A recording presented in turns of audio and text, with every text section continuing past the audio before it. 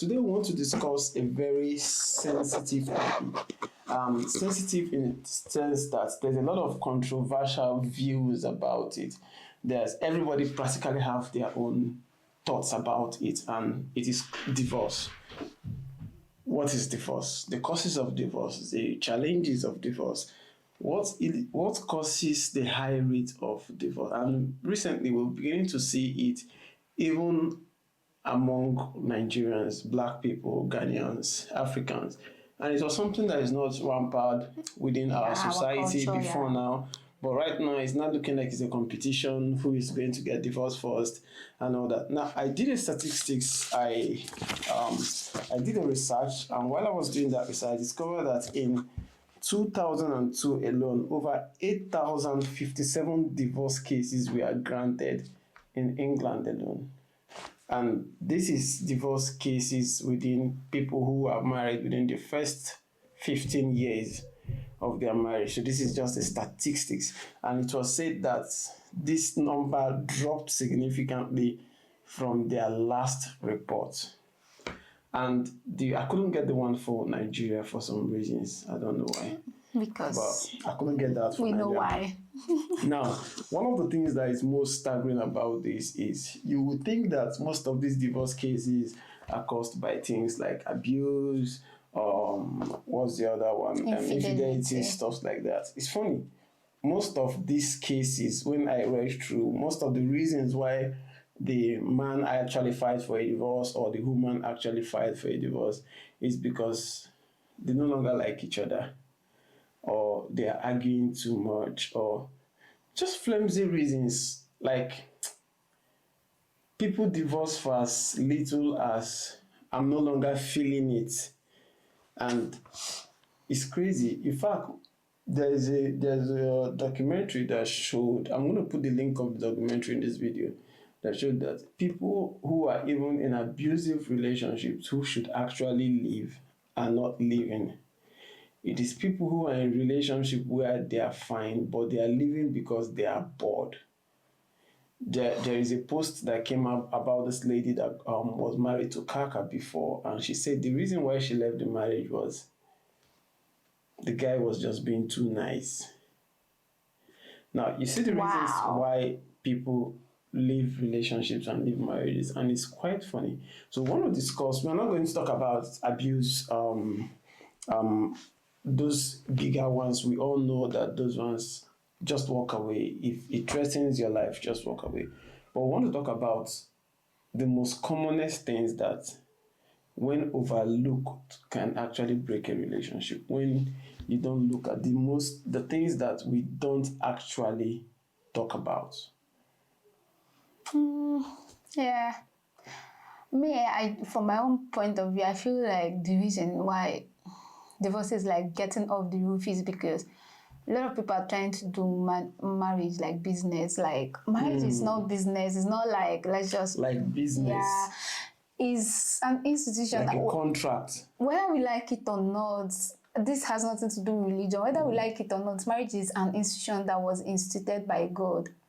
Like, he's the one that's, said, put it together, meant to join together, no man should put us under all the rules, gave all the guidance. And even if you say you're not a Christian, even if you say you're not this or you're not that, if you don't follow those guiding principles of two people coming together, is the like wrong mass, is naturally wrong mass. So if you try to do it naturally, it's not going to work, because in normal common sense, 1 + 1 is 2, but in marriage, unfortunately, 1 + 1 is 1. It doesn't make sense to a normal, like, natural person. So I feel like that's a major problem. Everybody's just trying to do like his business. Business, you don't need any connection. You just need a goods, a service, and a client, and that's communication. But in marriage, not like that. It's like a wholesome lifestyle, something. And that's where you see people talk about, what do you bring? What does this person bring? Yeah. It now boils as down if it's business. What do I like, benefit from this? What are I think this whole issue is starting from using the word partner. I don't like to call my husband my partner. Yes, we are doing life together, but that's partner word is like, is causing a lot of, because it's not business really. It's not like a transaction where you are coming to just buy something and go off. This is like an institution where you're an adult, you have a whole life. Your wife or your husband is an adult, they have a whole life, and you've decided, okay, we are going to bring our two whole lives that should have been two different lives and make it into one life. There is no way you will not have conflict, because these are two different people. I mean, I still strongly feel that, yes, sometimes, because, like you said, the reasons are weird. Like, the reasons are very weird, but if we are going into marriage for the wrong reasons, like, I need to train my siblings, this man has money, or I need somebody to cook for me. You don't need a wife. Just hire a cook, or you need somebody to arrange your house. No, like, we have to like understand first the reason why we are getting into this thing for it to work.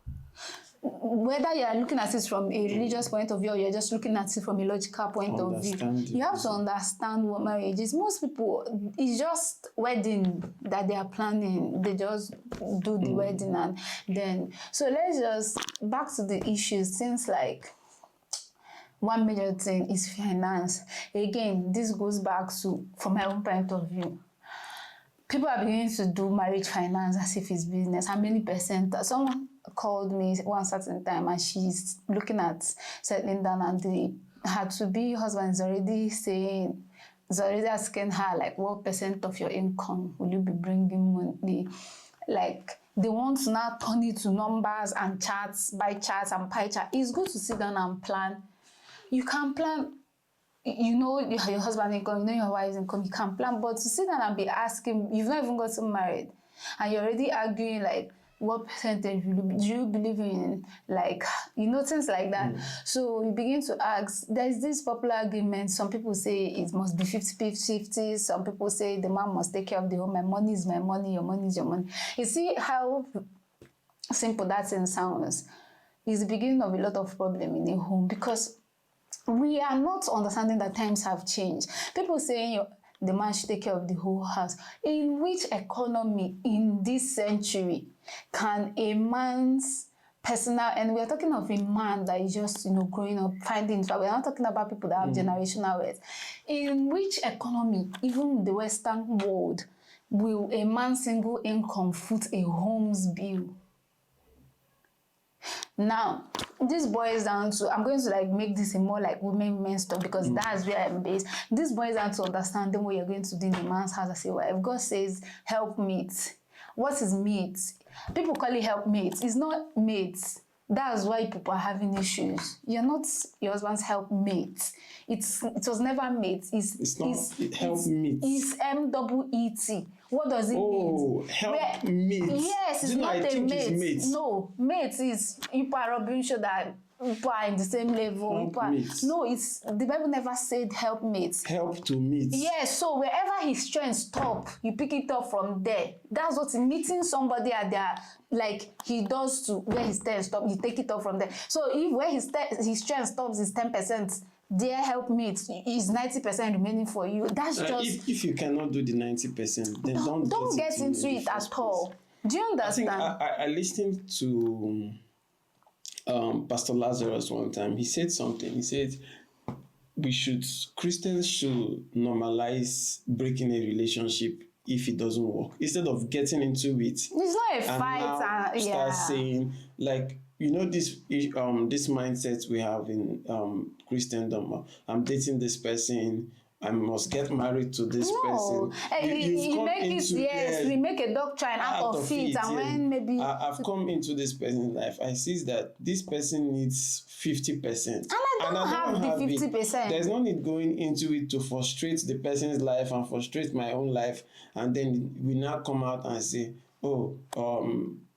I cannot divorce, I have to stay. That's where you now see people get into places of abuse, because this person is frustrated. He doesn't want to come out of the marriage, so it doesn't look as if he has failed. And then, but you went into it with your two, you know fully I'm going to like can't meet this use this example. I used to always tell my husband that sometimes it'd be like, my like relationship before I met my husband, I would not say the person was a bad person or anything, but the person was not head over me. Like, I'm not a rash person, or but like that manly, like, it's not that on a normal day I used to see the person take authority over other people, but just doesn't take authority over me. And I knew that I'm going to be a problem if I go ahead and marry this person. Like, he will say, let's go to Aba. I'll be like, no, we are going to Abuja. Not because I want to argue, just because I know that he will be like, okay, let's go to Abuja. It's okay that you people agree, but I have already seen that, the first requirement for me to even succeed as a wife is I should be able to submit to my husband. I've not even married you, and I cannot take instructions from you. What's the point? Then if I now went and say, oh, I'm a mama in the church, I need to make sure that this relationship works and go ahead with it. To be an example. Thank you. Example of what? And that's the problem. We are trying relationship is not a do or die affair. We are trying to do, because we are making lifetime decisions on other people's emotions. On other people's emotions. On other people's emotions. We are deciding to marry somebody because this person is in church, this person is this person is that. And then everybody likes this person. They think two of you will be nice together. But within the two of us, we know that we are a disaster to each other. It's not that two of you are bad people, but two of you are not just making that decision so that the church will be happy. Or our parents who are deacon and deaconess, they solidify the deaconism, will be happy and stuff like that. And I was talking to a lady recently. I knew her way back when she was still a teenager, then when I was still pastoring teenagers church. And I was talking to her, and she said she's left her husband.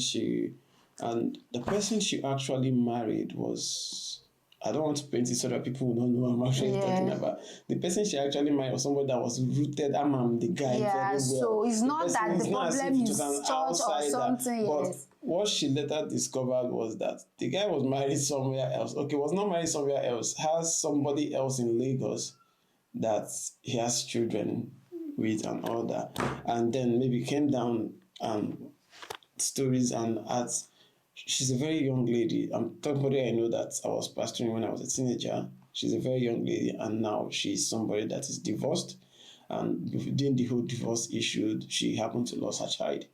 Now, you see how one flimsy excuse of trying to please somebody or trying to can actually snowball into a lifetime of disaster. Most times divorce have valid reasons that looks valid, but most times the reason why we have not really come down to the roots of the cause of divorce is because we are just looking at the marriage.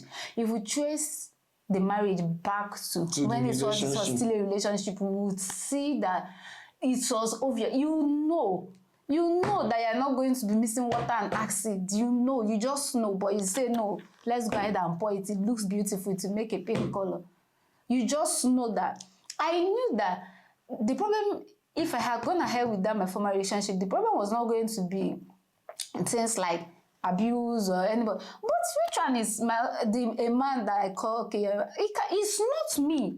To other people, any other person can talk to me, but I just don't submit. Like, I cannot just, if you tell me this is what I think is true, I will argue it. So what is the wisdom in me going ahead when I know that the first requirement for me as a person is, there were other things that, in short, started coming up and that I even thought was the reason that it did not work out. But when I sat down, I was like, I would have just, caused issues for my life because submission is already hard. And that's what I was telling my husband. I was like, first day I met you, you gave me an instruction, and I was like, okay, and I listened and I was like, yeah, that's weird. Because I'm the first child, I'm used to, I'm not rude, I'm not arrogant, I don't have any of those issues, but you see, I'm the first child, I'm used to being domineering. Even my husband, now, sometimes I have to, put myself together to be able to take instruction because I'm not used to anybody giving me instruction. I'm the boss of the house. I tell everybody what to do, and then you're not coming to be using small voice to be saying, oh, I think we should do this. You don't have to be harsh or shout, but I believe that my husband should be able to have a grip of me, and it wasn't just there. And I just say, oh, because everybody will be happy, let's go ahead. There's way in the first 5 years of that marriage I will not start having issue. No matter how nice the person is or you are. So apart from infidelity, most of times these things are traced back to a relationship. I've said this thing before, like you said, I don't know why in church we make it look as if two Christians try out relationship and it doesn't work. We want to paint them devils or make it look as if there's a problem. But no, that's what relationship is for, to find out if you're compatible. So if you're not compatible, please walk away. Like, because see, times have changed. In our parents' time, it's just a man just you don't even need to see the woman. In our parents' time, your parents do the search. Thank you. They Based investigate the person. Everything. They know say, the okay, history. This person is my child. will be good this for is my like child. My son now, I know who this is who my son Yes. is. This person Will be a good match. Okay for my son. In this, somebody said, okay, how will you know if you and this person is compatible and stuff like that? Let's tell ourselves the truth. No matter how much somebody pretends, you will still the Bible says something. Say there is a spirit in you that bears witness. Except you are an our person, you will definitely meet somebody that two of you will be deceiving yourselves. But if you are sincere, you will know within you that something is not right.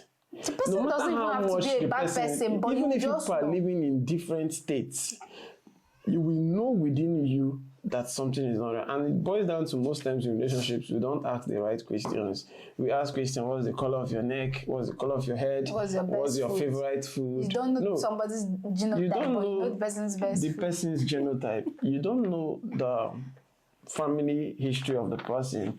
You don't know if... Now, I tell people most times, I was talking to somebody, I said, if the man you want to marry, if the father is someone that is abusive, that's a trait. Watch out for that tendency in that child. The child might be a reverend, but he grew up in that abusive. But he grew up in that abusive. He is putting it on check. It's not like he does not... If the person lives in denial, that's where the problem is. But it is easier if the man is able to say, I know who my father is, so and I have made up my mind not to be in this. So even when those tendencies want to pop up, the person puts it on check. But if you find out that this person is from an abusive home, and the person you ask the person, say, forget about it, it's not my kind of pet. One day he will beat you. Because we don't know that. I was looking at a research recently. It says that the personality we have as an adult is built from 2 years old to, I think, 8 years. So if that child from that age is seeing, this is what it sees as reality. Now, my son, for example, sometimes we take him out to the park to play, and he's looking at people like they are weird. Because from 1 year till now, this is his entire world. Yes. This is how people behave. So when he sees people running around and making noise in church, he'll be like, are you people okay? Is there, like, he starts looking at people in a weird way. Now, imagine a child who have lived for 8 years with parents who are always fighting each other. It's become his norm. It is registered at the child of that brain. It doesn't go out. Then from that 8 years to 18 years, the person now grows up in an environment that the person is not loved. Everybody is nagara when everybody is doing their thing. And then you meet that person at 25, and you think within 25 to 3 years you've met the person, or you change the person. It's not possible. Except the person intentional. There are things about my dad that I intentionally, it's not as if it doesn't pop up, but most times I see the signs and I'm like, I'm not going to do this thing. There are things you have to intentionally say, I won't do it. If the person is in denial, that's when you know that. So it comes down to, we don't ask the right questions in relationship. So apart from loving someone and emotions, there are really important questions about people's background, family, so that you are not going to, so that you're not coming from a violent family and I'm coming from a violent family, and we're not jams. It's not that we are going to throw people away. There are people that are sincere. This is where I'm coming from, and I'm intentional about working about this. I don't think you need a fellow violent person to be able to walk through that path. So these are questions that, you see a family that till date, the fiance, male person, till date, your mother and your father are still fighting every day, calling you every day. Till date, the woman's mother and father are fighting every day, calling you every day. That's already a lot of reasons for your family to be on that stress. Because the fight will extend and cross your in-laws because that's their nature.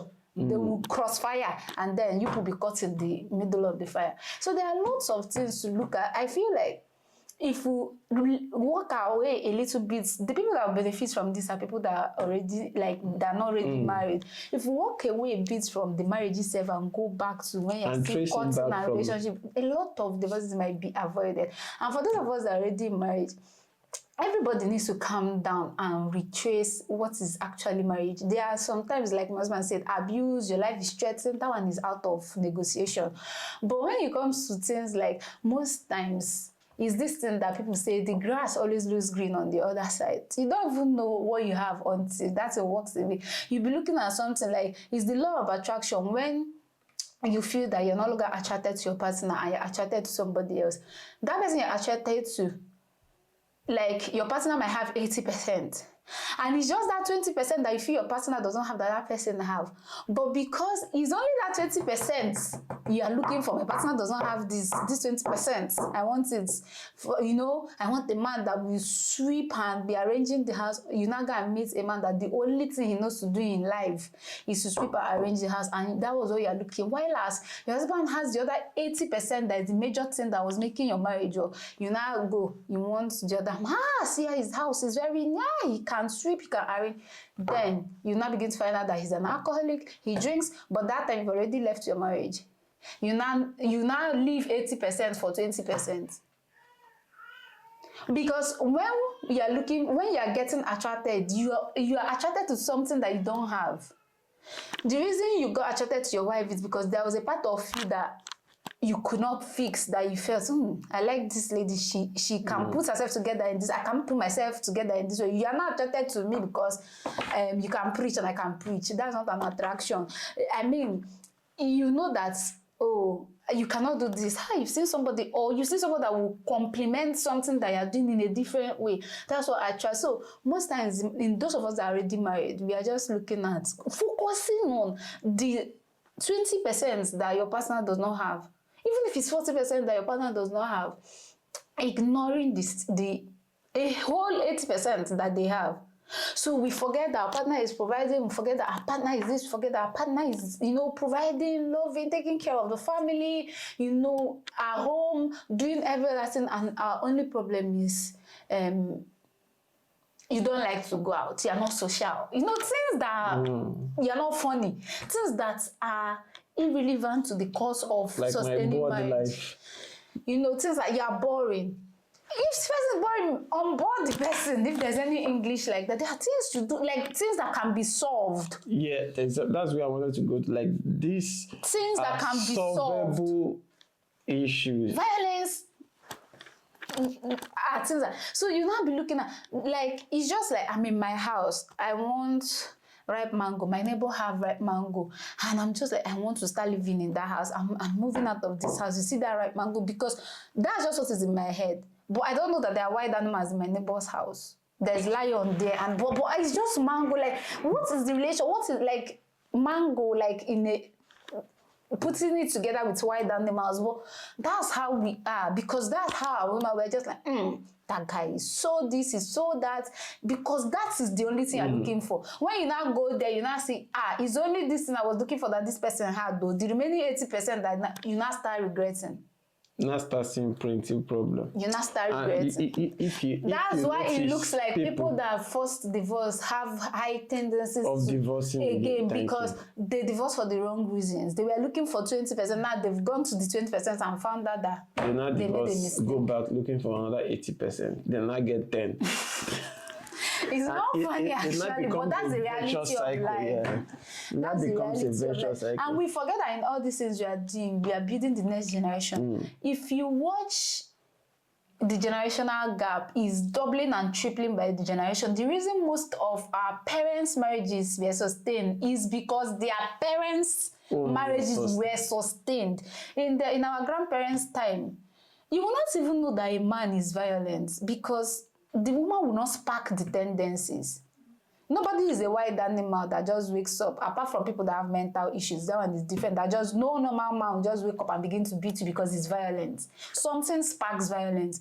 So what our grandmothers in those days do is, okay, like they know how to massage a man's ego. That's where our parents them. come in. Parents arrange these marriages because I know my son is a hot-tempered person. And I know this person I'm not going to bring a lady that is a hot-tempered person. For them. So that was why. Now those core researches our parents and grandparents were doing, we are not doing this for ourselves. We still want to search for ourselves, but we are not doing You see people get married in UK, their parents in Nigeria are not even aware they're married. They just send them pictures and that's the end of the marriage. This topic is a very long topic. We cannot exhaust it like... Marriage is something that if you don't do it well, it can determine how your whole generation is not just your own life. Not just your own life, how your whole generation life will go entirely. Your offspring. I've met people, especially in this country, where the woman has children from 4 different husbands. The man has children from 4 different wives. So the children are now confused to live like 8 different children. 8 different children are now forcing to then different people. Now those 8 children have step brothers, and it's now stressful for them to now cope with the idea of a family. Yeah, thank you. Now those children, 90% of children raised in such environment also raises things like that because that's their norm. Environment for them. That's how life. That's the normal thing to live. And as time is going on, you discover that we are. Somebody said something sometime, and it was very real. Which is the family is a mirror reflection of what the society will look like. It's true. If you have a dysfunctional family, you are going to have a dysfunctional generation. Dysfunctional. Look at Nigeria. There are certain things we don't talk about in Nigeria. Now we're hearing people talking about suicide. We are hearing people talking about things that was not because our family system is now degrading. Is things that we are not, things that you don't even imagine. Is now becoming, you just see it on the news, it's another thing, it's now becoming a normal thing in our society because we've looked away from the family. Everybody's talking about how to make money, everybody's talking about politics, everybody's talking about what is my right, what do I get. Fine, you have to, everybody has a right in their lives, in their relationship. But one of the first things I learned about law is where your own right starts is where another person's own ends or where another person's own ends. So the fact that I want to eat food when I come back from work does not mean I inconvenience another person to make that food, because while it is my right to make the food, it's the other person's right to also say, I'm not feeling too good to make food, or I'm not making too good, or something happens. So I don't, because I come back from work and my child didn't clean the parlor, and I just rush off and start attacking them. You don't know what happened in school. You don't know anything because it's my right. It's my right of way to drive from here to London. But if I don't give other people their own right on the road, I'm going to find myself in the hospital. The trailer man says it is also his right. And everybody's mad. Everybody is dragging on their right. And then we find ourselves in NHS, and the NHS is stressed out. The problem is life have different relationships, and they all have hierarchy. If we put the hierarchy wrong or misplace them, we have problem. There is your relationship with God, which should be your creator, which should be your supreme priority. That's your toughest relationship. If that relationship is faulty, the one coming under it, which is family, is going to be automatically faulty. That's how it works. Then after family, you now have friendship. If your family is like, if you're like misplacing it, what some people are doing is they just don't have any other relationship in their life except your marriage. You are going to kill that marriage, because marriage is not going to give you what your relationship with God is supposed to be giving you. It's not going to meet all that. It cannot meet all your. That's not why it is designed. Marriage is not designed for you to come and take. Marriage is designed for you to come and give. So you need sources where you're going to be getting from. You need to be getting that's from where God. The misinformation You need to be getting settling from down friends. comes in. Yes, That especially I back want to home. settle down. No. Let me marry and settle down. You need to be getting from God. You still need to be getting from your Creator. You need to be getting from friends, senior people. You need counsel. You need wisdom. You still need to be able to go out and maybe when your wife needs a clear headspace or your husband needs a headspace, you don't feel abandoned or your life is going to die because you've not that you not build the world around that person, but you no longer have any other life, but you want to get every single attention, everything you need from your mind. You will drain it because you need to be giving. So you need an active social life. You need. Yes, your marriage will now determine not that when you get married that social life should disappear. No, it should be adjusted according to the priorities of our marriage. Not that you now throw away your reasonable friends, support groups that you should be that you had before. You should also keep growing, like the way when you were not married, you were attending seminars, looking for knowledge, reading books. That's how it should continue. You should not just now stop and say, I'm married now, my husband should just take all the baggage, or my wife should just take all the baggage. That's another mistake we made. So if we don't understand the hierarchy of relationships, sometimes we are looking for friendship. Like if there's a friendship a fellow woman can give me, there are things we can discuss. I can go ahead and be discussing pregnancy, postpartum things. Support, those things. To be this, no matter my husband will support. He doesn't know what you're talking about. He doesn't have menses. He will just be like, oh, I'm so sorry. He will be doing efforts to help, but those efforts might actually be annoying you. So insisting that he must be the one that would understand your pregnancy, yes, it's good for him to be sensitive and know how you feel and say, oh, I'm here, I can support. But truthfully, he doesn't know what you're saying. He's just trying to support. So you still need to have that relation where you have fellow women that will be like, oh, I understand what you're going, and you know that they understand and they're able to give you advice and support you. Just you can't just want to get finance from marriage, spirituality from marriage, finance, everything, social gathering, all the things that you're supposed to be getting from all your marriage is a place where we come together with everything we have and put in. But if you not get married and stop growing, you don't have anything to give. Before you know it, you wreck that boat. So before you met me, you were chasing things, you were going out, before I met you, I had my own life. So marriage is not a place we come and pause our lives and now begin to want to get. Imagine what all your Christian brother friends were giving you, all the support. You now want only me to be giving to you. Or all it now becomes a burden. It's now become a problem. And I start saying, before I met you, I had the spiritual life. Before I met you, I used to do powerful things. Now I cannot do them again. Who sent you to disconnect all your relationships? Marriage is supposed to be the center of every other thing we are doing. The only thing that should change now is this is our priority. We go from here and spread out. You get that's why it's not good that you are there, your husband is your only friend, your wife is your only friend, you can't talk to anybody, you don't have any elder person that you gain wisdom from, you don't have any social gathering, you don't go to play games with your fellow men, you don't go to do yoga or anything with your fellow women.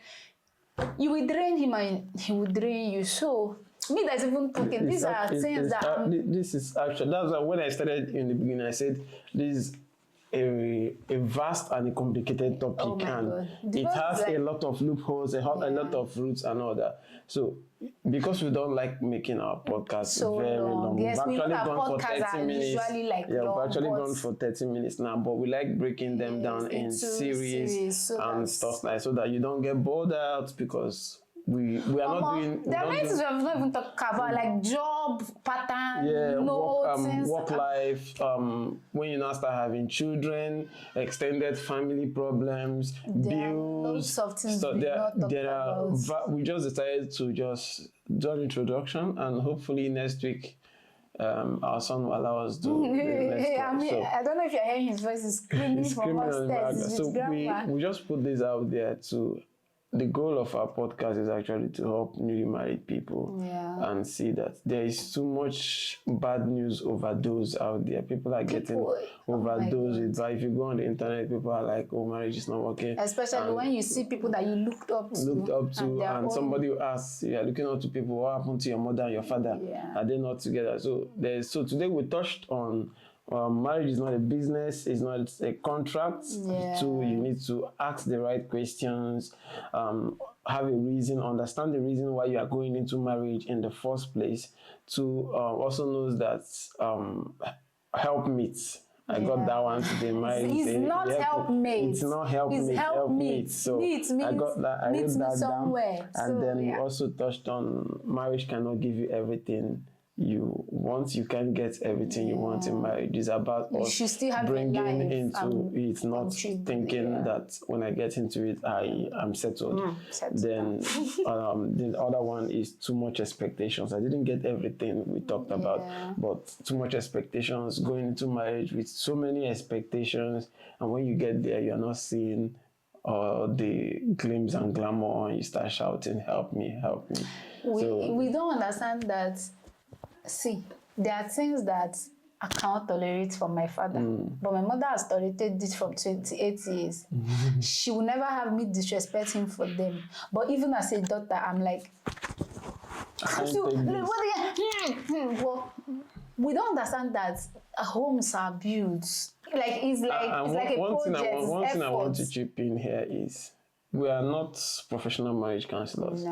Now, one thing I want to say this is, we are just sharing our experience since we are learning. People's home as a yardstick for your what works in your mother's home will not work in your home. Is 100% chances that the principles your mom used. And this is where most times when mothers give daughters advice and they are telling you, do it like this, do it, and you apply it, it becomes filter it according to what works for your home. So if you watch people on social media, these people are doing this, and you want to apply those same things to like that, just copy and paste. You might have a problem, you might have an issue. So homes are built differently, just like houses are built differently depending on the texture of the soil. Some people cast in the UK here. Some houses they just use this strong wood and build it, and it's fine. But up north here, if you build houses like that, breeze will blow it away. So you notice that most of our houses here in the north are built on bricks and stuff, and they cast it down. But down in London places, they don't do all those kind of stress. Because there's no strong storm. When we had wind the last time up London, it blew most people's roofs and stuff because they don't experience. But down here, you rarely hear that breeze blew somebody's fence because away. They prepare for the our breeze. Fences are. We don't have wooden fences around, except you want to go and put wooden fences. The fences here are all bricks. Something just crossed my mind now. So the northern people knows that they are prone to certain weather conditions, so they prepare for those weather conditions. So this also works to what you said. If we ask the right questions when we are in a relationship, if you are ready to go in, or you prepare for it. If you now find out that it's safe to keep going, but you have to work on, but you now prepare for those conditions. It's just like if you are traveling abroad and then you carry the clothes from here in Nigeria to this country. You prepare for it. When I was coming, I went to a bar and I bought some jackets. I prepared for it and all that. I still got here and I learned on the job, and I was not saving the jackets from being blown. So preparation is important. Get to know if this person talks too much. Can I deal with it? Do I have what it takes? Now, if I can deal with it, you now prepare yourself for it. And then you go into it, and we see that when you prepare yourself for it, it doesn't piss you off. It doesn't, because this is the person and all that. But when you're not prepared for it, you be like, can you shut up? And it becomes a problem because the person will be like, don't you know this about me and stuff like that. So our marriage will work. That's just what I want to say in closing. Our marriage will work. Marriage is a beautiful thing. Marriage is filled with drama, a lot of drama, and if you ask me, that's actually that's actually what makes it fun. You just sometimes you just all you have to do is write my name and hold it to the camera like this and say. So that's what makes it fun. Sometimes it's going to be bored if you are in a If you are all just doing the where same thing. challenges are not popping up, things are not coming, because that's what actually some I was listening to one of these my pastors that said that challenges is what brings couples together. So when challenges come, solve it and move to the next challenge. Don't be filing it. That Pastor Ezekiel, blessed memory, said solve challenges as quickly so that the other ones in the queue can come up quickly. Faster, Because the more you are pondering on one, you are piling up more problems. So that's actually what makes it fun. So thank you guys for watching. Thank you for being part. We hope to bring you the next episode, continuation of this next week. The last one we did, we promised to continue on that topic, but we did not continue on the topic. We have the message down, but we've not done the podcast for it. We intend bringing a guest into it, and so that's one of the reasons why we've not done that. Hopefully next week we'll be back again with a fresh episode or continue on what we are talking about, depending on how the Spirit leads us. Thank you guys. Depending on your comments. Depending on, yes, if you actually want us to continue on this topic, episode, or let do you us have know. topics you want us If to you talk want about, other things you want us to talk about, let us know. Yeah. We are also planning on going live most times to attend to live questions, speak to people directly. So thank you guys for watching, and remain blessed. Remember, our families are blessed, honored and favored, nothing missing and nothing broken. We are the best. Bye-bye. Bye.